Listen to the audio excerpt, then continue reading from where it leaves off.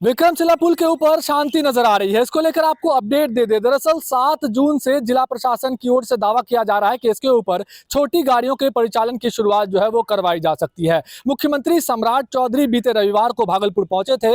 विक्रमशिला सेतु पर पहुंचकर उन्होंने क्षतिग्रस्त हिस्से का निरीक्षण किया था। बीआरओ के द्वारा बनाए जा रहे बेली ब्रिज का उन्होंने निरीक्षण किया था। उसके बाद जो है उन्होंने यह दावा किया था कि हम लोग जो है जल्द से जल्द इसको दुरुस्त करवा लेंगे। दरअसल सम्राट चौधरी ने निरीक्षण के बाद यह स्पष्ट बताया था कि इसके ऊपर 3 ऐसे स्पैन हैं जिसको बदलकर दूसरा स्पैन जो है वो लगाया जाएगा। अभी जो है टेम्पररी व्यवस्था की जा रही है, टेम्पररी पुल बनाया जा रहा है और 30 नवंबर तक जो है हम लोग इस पर परमानेंट जो अस्थायी व्यवस्था है वो कर लेंगे। और जिस तरह से पहले सुचारू रूप से इसके ऊपर गाड़ियां चलती थी उसी तरह से गाड़ियों का परिचालन जो है 30 नवंबर के बाद शुरू हो जाएगा। सम्राट चौधरी ने यह भी कहा था कि हम खुद जो है पुनः यहाँ पर पहुंचेंगे, 30 नवंबर को पहुंचेंगे और एक बार फिर गाड़ियों का परिचालन जो है वो इस पर शुरू करवाएंगे। साथ ही साथ उन्होंने कहा था कि जो टीमें हैं, 2 एजेंसी जो है वो लगातार जांच कर रही है पुल पर और साथ ही साथ एक अन्य एजेंसी के द्वारा भी जांच करवाया जाएगा। उसके बाद तमाम जो स्पैन आगे भी जांच होगी कि कहीं और भी स्पैन बदलने की तो जरूरत नहीं है।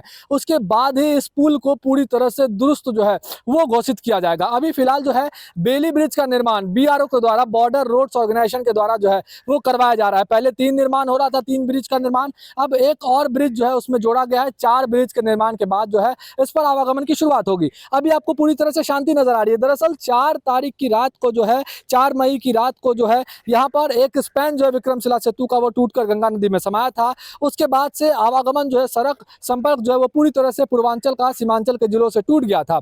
उसके बाद से लगातार लोग परेशानियों के बीच जो है वो सफर कर रहे हैं, नाव के सहारे गंगा पार का सफर कर रहे हैं। हालांकि सम्राट चौधरी यहाँ पे पहुंचे थे, उन्होंने यह दिशा निर्देश दिया था, अधिकारियों को कहा था कि जितने भी लोग गंगा पार कर रहे हैं उन्हें सरकार के द्वारा मुफ्त में गंगा पार करवाया जाए। हालांकि अभी व्यवस्थित तौर पर व्यवस्था शुरू नहीं हो पाई है। नाविकों के उचित दाम नहीं मिलने पर वो लोग जो है नाव को किनारे खड़ा करते हुए आपको नजर आ रहा होगा कि वो यहाँ पर कहीं ना कहीं नाव को चलाने से मना कर, जो नाव चल रही है उसमें लोगों से किराए वसूले जा रहे हैं। अब तस्वीर देखिए, यह विक्रमशिला सेतु है, इसके ऊपर बीआरओ की टीम लगातार जो है वो मेहनत कर रही है। दिन रात बेली ब्रिज के निर्माण का कार्य जो है वो किया जा रहा है। लोग जो है इसके ऊपर आने के लिए बेताब हैं। जिला प्रशासन ने साफ तौर पे कहा है कि हम लोगों ने जो डेडलाइन तय की है 7 जून, उस 7 जून तक हम लोग काम को पूरा करवा लेंगे। हालांकि कब तक स्पष्ट तौर पे काम पूरा होता है, साथ ही साथ जो पथ निर्माण विभाग के मंत्री हैं इंजीनियर कुमार शैलेंद्र, उन्होंने भी साफ तौर पे कहा है कि हम लोग जो है सितंबर महीने से जो परमानेंट सॉल्यूशन है, अस्थायी पुल के निर्माण कार्य की शुरुआत जो है वो करवा देंगे। क्योंकि अभी श्रावणी मास है, श्रावणी मेला की शुरुआत होने वाली है।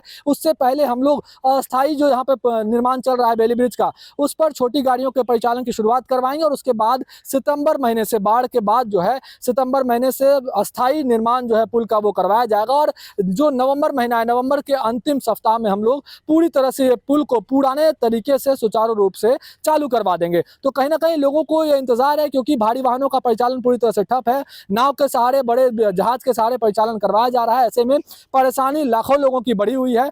विक्रमशिला सेतु पर 30 नवंबर से आवागमन की शुरुआत होती है नहीं, यह तो देखने वाली बात है। लेकिन 7 जून जो डेडलाइन है, छोटे गाड़ियों का परिचालन की डेडलाइन जो बेली ब्रिज से होकर होनी है, उसको लेकर कहीं ना कहीं लोगों की निगाहें हैं कि 7 जून से परिचालन अगर शुरू होता है तो लोगों की परेशानी कुछ हद तक जरूर कम हो जाएगी। भागलपुर से TV9 के लिए मैं शिवम।